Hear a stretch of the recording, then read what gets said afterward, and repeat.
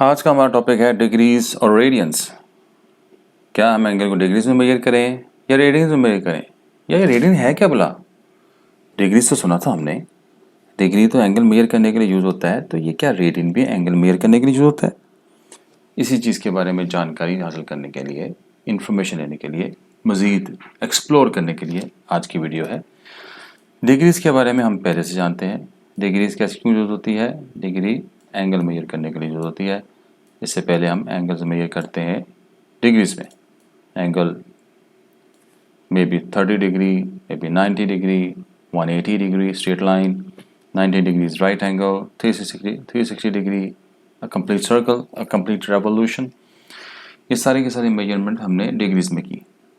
आज हम ये सीखना चाह रहे हैं कि रेडियंस जो एंगल मेजर करने का दूसरा मेथड है, इसको हम कैसे यूज़ करें, लेकिन उससे पहले रेडियंस को डिफाइन कैसे करें। रेडियन की डेफिनेशन क्या है, उसके लिए हमें एक सर्कल चूज़ करना पड़ेगा। लेट्स से हमारे पास एक सर्कल है, इस सर्कल का रेडियस कौन सा है, वो r है। लेट्स से इसका रेडियस कौन सा है, वो r सेंटीमीटर है। अगर जितना रेडियस की लेंथ है, अगर उतना ही मैं यहाँ पे इसकी आर्क लेंथ ले लूँ, उतनी ही आर्क लेंथ हम चूज़ कर लें और यहाँ से इसको सेंटर से ज्वाइन कर लें, तो ये हमारे पास एक सेक्टर बन गया है। इस सेक्टर का जो एंगल है वो थीटा है। इसकी जो रेडियस की लेंथ वो तो आर ही रहेगी दोनों तरफ, ये भी आर, ये भी आर।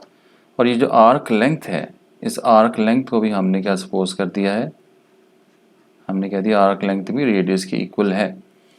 अगर ये आर्क लेंथ और जो रेडियस है ये दोनों इक्वल हों, तो ऐसी सूरत में ये जो एंगल बनेगा at centre, that would be radians. मैं दोबारा रिपीट करता हूँ। If we have a sector in such a way that it has arc length equals to its radius, तो ऐसी सूरत में जो एंगल बनेगा वो हमेशा 1 रेडियन होगा। That angle will always be 1 radian. ये एंगल हमेशा 1 रेडियन होगा। इसको समझने के लिए हम एक एग्जांपल लेते हैं। फॉर एग्जांपल, अगर मेरे पास रेडियस है 2 सेंटीमीटर्स,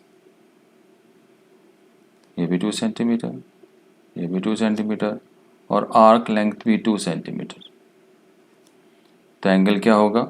एंगल होगा हमारे पास 1 रेडियन। ये एंगल क्यों 1 रेडियन है? क्योंकि यही तो डेफिनेशन है। हम नॉर्मली आर्क लेंथ को रिप्रेजेंट करते हैं स्मॉल एस से, एंगल को थीटा से या एक्स से, और रेडियस तो खैर आर है, रेडियस ही होता है। अब अगर हम थोड़ा सा चेंज करें इसमें, रेडियस हमारे पास आर ही है, radius let's say is R, लेकिन अब की बार ये जो आर्क लेंथ है ये मैं रेडियस का डबल सपोज कर रहा हूँ। If this length is double then the radius, for example if the radius is 2, then I'm choosing arc length as 4 centimeters. Then this angle is naturally not 1 radians. अब ये angle 1 radian नहीं होगा। अब ये angle कितना होगा, सोचिए।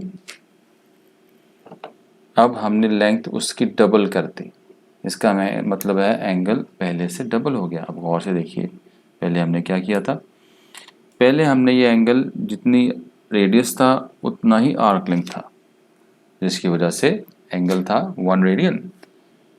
अब हमने आर्क लेंथ कर दी है डबल, तो नेचुरली एंगल भी पहले वाले एंगल से डबल हो जाएगा।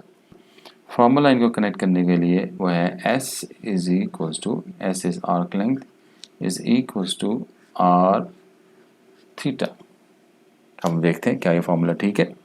अब इधर देखिए, यहाँ पे हमारे पास आर्क लेंथ हमारे पास थी 2, रेडियस हमारे पास कितना था, वो भी 2, और एंगल कितना था, थीटा, तो that Y 2 is equals to 2। अब यहाँ पे देखते हैं क्या ये एंगल थीटा 2 रेडियंस बनता है। इसी फार्मूले को यूज़ करें। फार्मूला हमारे पास क्या बन गया, theta for with respect to theta, S is equals, theta is equals to S over R. अगर थीटा हमारे पास मिसिंग है we can find this r 4/2, so the angle is 2 radians. With the help of formula we can also find that the angle is 2 radians. Complete circle. इस circle की जो total arc length है, total arc length मतलब S को हमने represent किया arc length से। इस सर्कल की टोटल आर्क लेंथ कितनी है 2 पाई r। इसका रेडियस हमने कितना सपोज किया r।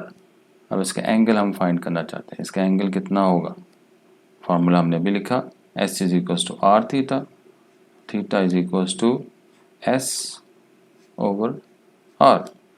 आर्क लेंथ है हमारे पास 2 पाई r and radius is r, so the angle of complete revolution, complete circle is 2 pi radians।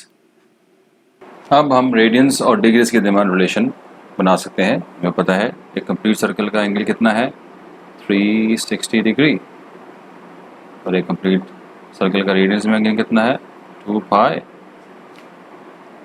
इसका मतलब क्या हुआ, अगर दोनों साइड्स को 2 से डिवाइड करें तो 180 degree will be equals to 180 degree equals to pi and so on.